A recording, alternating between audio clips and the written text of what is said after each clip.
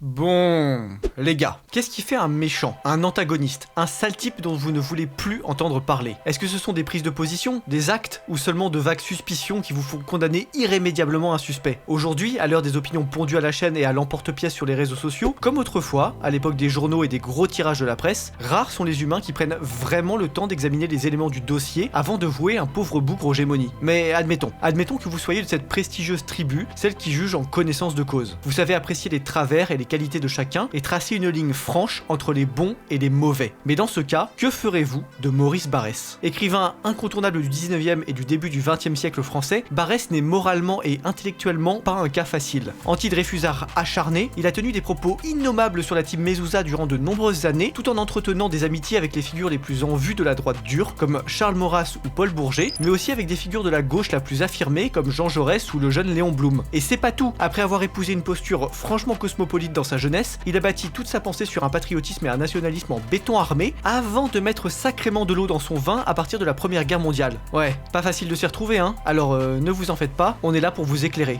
Oui, parce qu'aujourd'hui, notre sponsor va être particulièrement utile à votre compréhension du schmilblick. Mais sacré nom, me direz-vous. De qui peut-il bien s'agir? Mais d'Idéochoc, bien sûr. Vous commencez à avoir l'habitude, Idéochoc, c'est la superbe plateforme qui vous propose de lire et d'écouter des résumés construits et rapides de 25 minutes maximum, consacrés aux plus grands essais de la pensée mondiale. Si vous n'avez pas le temps de lire tous les livres qui vous intéressent et que vous voulez dégager un petit créneau pour dévorer les bons ouvrages que je vous expose semaine après semaine, je vous invite vivement à vous pencher sur le travail d'Idéochoc. Si vous êtes de gauche, vous aurez du Lénine, si vous êtes de droite, vous y trouverez du Maurras, si vous êtes juste curieux, vous aurez du Junger, du Christopher Lasch ou plein d'autres auteurs stylax à disposition, grâce à un catalogue qui s'accroît de jolies nouveautés chaque semaine. Il y a pas longtemps, je me suis fait Carl Schmitt, que je voulais étudier depuis longtemps, mais que j'ai pas l'occasion de bouquiner avec toutes les lectures que j'enchaîne pour mes vidéos. Alors Idéochoc, c'est parfait pour moi. Si vous aussi, vous avez une vie bien remplie et un emploi du temps plus dense que la bedaine de Depardieu, ça devrait vous offrir de belles opportunités, vous pouvez foncer. Le site est beau et fluide, il tourne sans problème sur les smartphones, même quand vous verrouillez l'écran pendant l'écoute d'un épisode. Vous avez 14 jours d'essai pour vous faire une idée, et le code LEHUSSARD, en un seul mot, vous donne même une jolie petite réduction. Alors,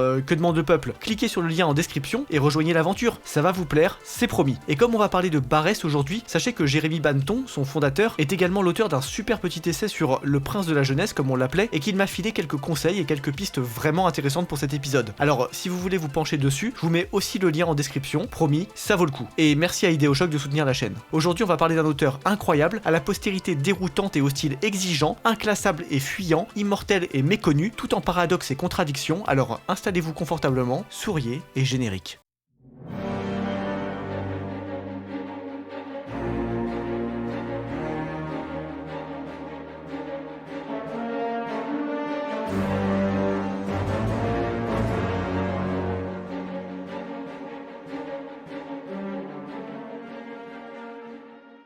Maurice Barrès, pour le comprendre, faut repartir du début. Oui, c'est cliché, mais vous allez voir qu'ici c'est particulièrement vrai. Barrès, c'est un petit gars des Vosges, né en 1862 dans le village de Charmes, où sa famille, bourgeoise, occupait une position assez enviable. Globalement, la petite enfance de Momo est assez friquée et tranquille, et malgré un physique un poil souffreteux, il kiffe la vibe avec ses parents dans une grosse ambiance de happy end Disney. Cependant, en 1870, comme je le répète régulièrement, der grosse chancelier Germain Bismarck s'avise d'envahir la Frankreich, dans ce qui va funestement devenir une tradition chleu pour les 80 années suivantes. Deutsche Qualität. Et à cette occasion, vu que les Vosges sont pas loin du front, le petit Barrès est témoin de l'arrivée des soldats français et de leur pitoyable débandade quelques semaines plus tard. Oh non, défaite. Ah, grosse défaite. Comme beaucoup de ses contemporains, et même plus encore qu'eux, il en tirera plus tard un vif désir de revanche, on va en reparler. Après la guerre, de la fin de son enfance à la sortie du lycée, Momo part en pensionnat à Nancy. Et là, sa vie passe d'un coup en noir et blanc. Enfermé avec des enfants turbulents et violents, le petit gamin n'est pas vraiment taillé pour leur résister et il se fait salement bisuter. Il en restera marqué toute sa vie, mais ne vous inquiétez pas trop pour lui parce qu'il y a quand même du bon dans toute cette affaire. Au pensionnat, Barrès rencontre Stanislas de Guetta, qui sera plus tard un fameux occultiste et qui va l'initier aux écrits de Théophile Gautier, Flaubert ou encore Baudelaire. C'est le début d'une belle amitié qui ne s'arrêtera qu'à la mort de Guetta en 1897. En attendant, nos deux amigos parfont leur éducation et commencent à se passionner sérieusement pour la littérature et la philosophie, même si, paradoxalement, Momo ne peut pas encadrer son prof de philo, Auguste Burdeau, qui lui inspirera plus tard le personnage de l'arriviste Paul Bouteiller dans Les Déracinés. Et à force de kiffer lire, le jeune Barrès se pique pratique d'écrire. En 1881, il publie ses premiers articles et rédige ses premiers essais. Il est alors salué par quelques grands noms comme le comte de Lille ou Anatole France, mais la situation ne lui convient qu'à moitié. Déjà, il est coincé en province alors qu'à cette époque, 100% de la vie intellectuelle française se résume à Paris, ce qui le place un peu hors jeu. Et puis surtout, Barrès, il est pas du genre à vouloir accepter qu'on lui retouche ses manuscrits ou qu'on lui dicte sa conduite. Et vous allez le voir, sous ses dehors maladifs, il a de la ressource. Et il va retourner ces deux problèmes comme une crêpe Suzette en deux. Déjà, il arrive à persuader son bourgeois de paternelle de l'envoyer à Paname pour y achever ses études de droit, ce qu'il fera d'ailleurs effectivement en parallèle à tout ce qui va suivre. Une fois sur place, Momo va se mettre en quête d'un éditeur, mais, et vous vous en doutez peut-être, il va salement galérer. De partout, le bonhomme se fait rejeter. En réponse, pour remédier à cette épidémie d'aptérisme aigu, il fonde sa propre revue avec quelques copains, les Taches d'encre. Ce petit fanzine, il n'y en aura pas plus de 4 numéros, donc il est clairement secondaire dans la carrière de Baba. Alors, pourquoi j'en parle? Et bah à cause des positions ultra cosmopolites que Momo y défend et qui rompent franchement, on va le voir, avec la suite de sa carrière. Dans le premier numéro, il déclare notamment: le patriotisme d'aujourd'hui ne ressemble pas plus au chauvinisme d'hier qu'au cosmopolitisme de demain. Nous avons des pères intellectuels dans tous les pays, Kant,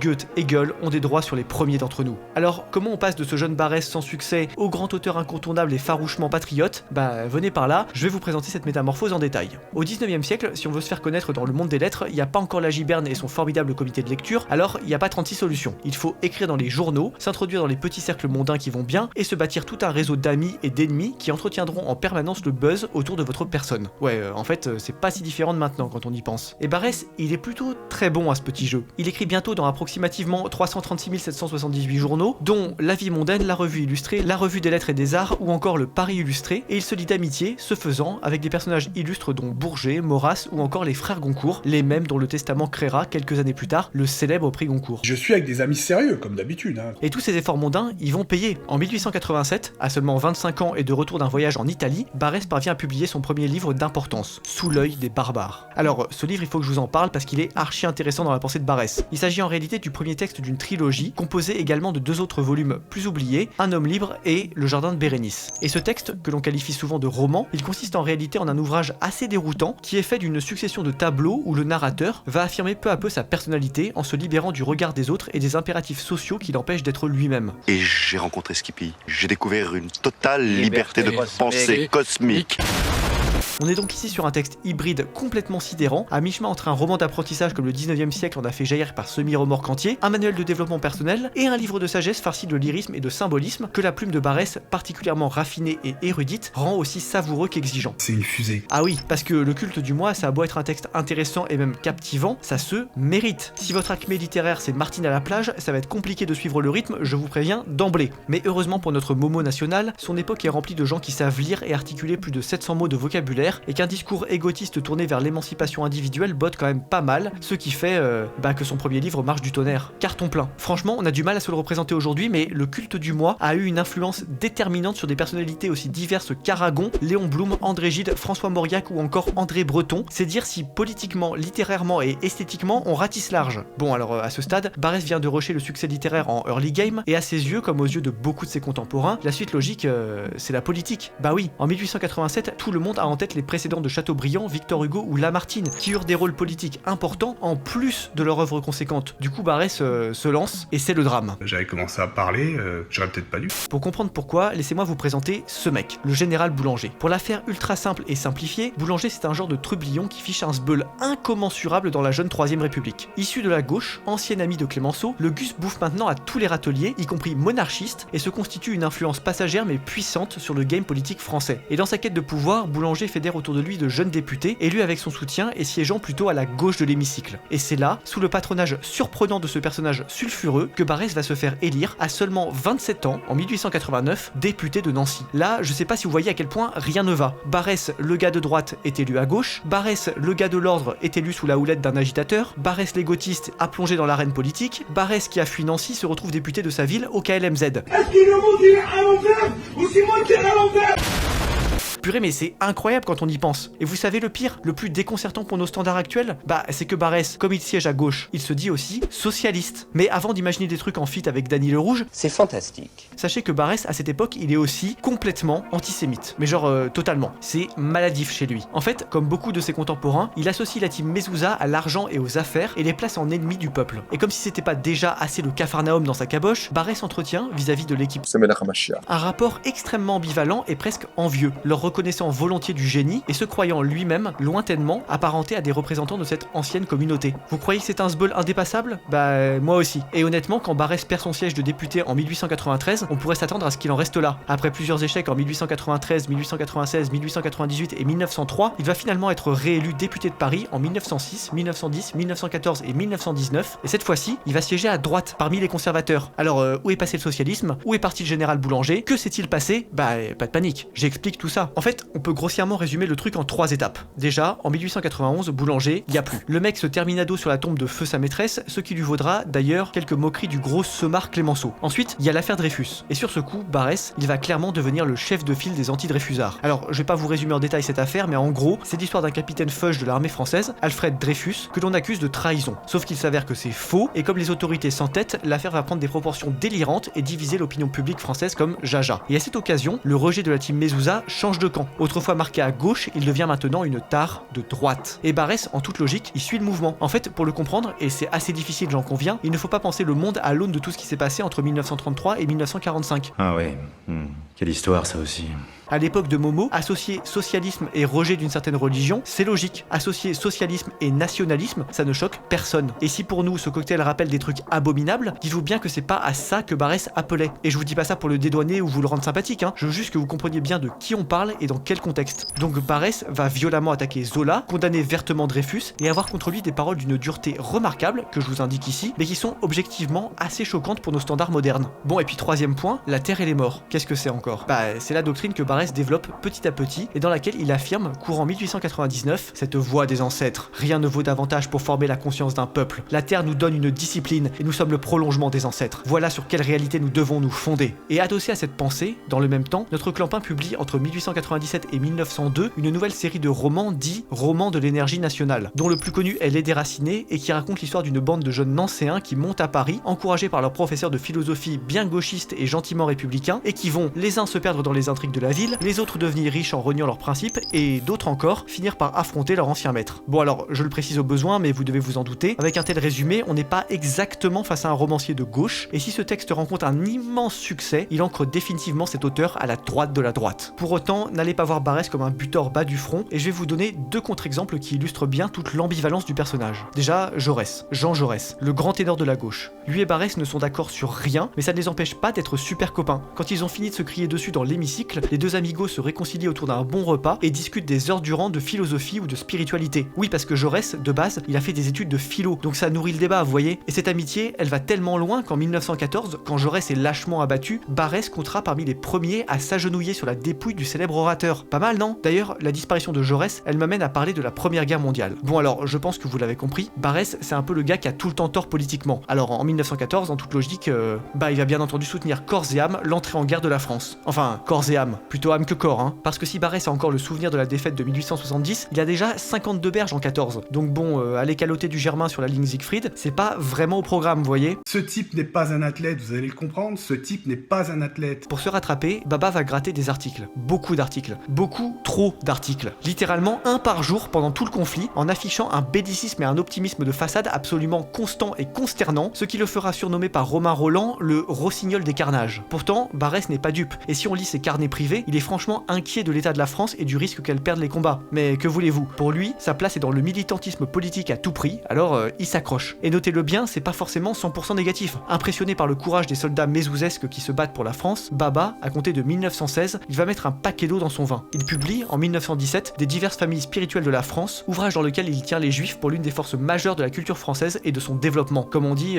mieux vaut tard que jamais, hein. Comme quoi, il n'est jamais trop tard pour ouvrir ses mirettes. Allez, viens t'asseoir ici mon petit Momo, et ne bouge plus, tu risquerais de nous faire une rechute pendant le temps additionnel. Oui, parce que là, mine de rien, on approche de la fin. Après la guerre, désavoué par la jeune génération des écrivains qui ont connu le front et supporté ses articles bellicistes, Barès se retrouve graduellement isolé et sa santé se détériore. Il est encore à l'origine de la fête de Jeanne d'Arc en 1920, vous savez, celle où Le Pen criera Jeanne, Et il publie son meilleur roman courant 1922, Un jardin sur l'Oronte, l'histoire d'amour entre un chevalier croisé et une princesse sarrasine, qui provoque quelques scandales de mœurs, mais son temps est compté. Le 4 décembre 1923, emporté par une congestion pulmonaire, il décède brusquement et aura le droit à des funérailles nationales en présence du maréchal Foch et du président de la République. Apothéose? Pas vraiment. Après sa mort, Barrès va peu à peu tomber dans l'oubli. S'il est un des auteurs de référence de la droite dure et catholique, son influence auprès des penseurs socialistes ou réformateurs va clairement s'amenuiser dans les années suivantes. Et mine de rien, on peut le comprendre. Un gars qui voulait associer nationalisme et socialisme, à partir de 1933, ça semble assez inquiétant quand même. Et si Léon Blum ou Aragon reconnaîtront toujours le génie de Barrès après 45, notre homme sera peu à peu relégué aux oubliettes par le commun des écrivains. De son immense gloire littéraire, il ne restera globalement plus rien. Alors, faut-il jeter le bébé Barrès avec l'eau de Vichy du bain? Eh bah, pas du tout, et vous devez vous en douter, sinon je prendrais pas la peine de vous en parler. Pour découvrir ce grand auteur à la pensée sinueuse et à la langue foisonnante, vous avez deux choix. Soit vous commencez par la fin, avec son dernier roman, Un jardin sur l'Oronte, soit vous repartez du début, avec Le culte du moi. Et vous savez quoi? Aux éditions Bouquin, vous avez deux volumes qui, ensemble, comprennent toute l'œuvre de Momo. Comme ça, pas de risque de vous tromper, et si vous aimez son style, vous pourrez enchaîner avec les textes suivants, vous les aurez sous la main. Et si vous êtes de gauche, et que l'idée de réfléchir hors de votre petit cocon habituel vous effraie, songez donc à ce que disait Léon Blum sur Barrès, et affinez votre jugement. Je sais bien que Monsieur Zola est un grand écrivain, mais on peut le supprimer de son temps par un effort de pensée, et son temps sera le même. Si Monsieur Barrès n'eût pas vécu, s'il n'eût pas écrit, son temps serait autre, et nous serions autres. Je ne vois pas en France d'homme vivant qui ait exercé, par la littérature, une action égale ou comparable. Mais je pense que tu pensais pas que j'allais dire ces choses-là. Mais non, c'est pas tabou, c'est pas tabou. Voilà, pas mal non? Allez hop, passez en description pour vous régaler, et tant qu'à faire, visitez aussi le formidable catalogue de La Giberne, ma maison d'édition, avec une mention spéciale à Pays réel, dont Barrès aurait certainement approuvé le titre, et à L'Hydre jamais ne meurt, qui, en termes de glorification du pillage, met à l'amende tous les rossignols de tous les carnages. Allez, c'est vous qui faites vivre le projet les gars, alors regardez la vidéo de présentation si vous voulez vous faire une idée, et puis passez visiter, on se retrouve en conclusion.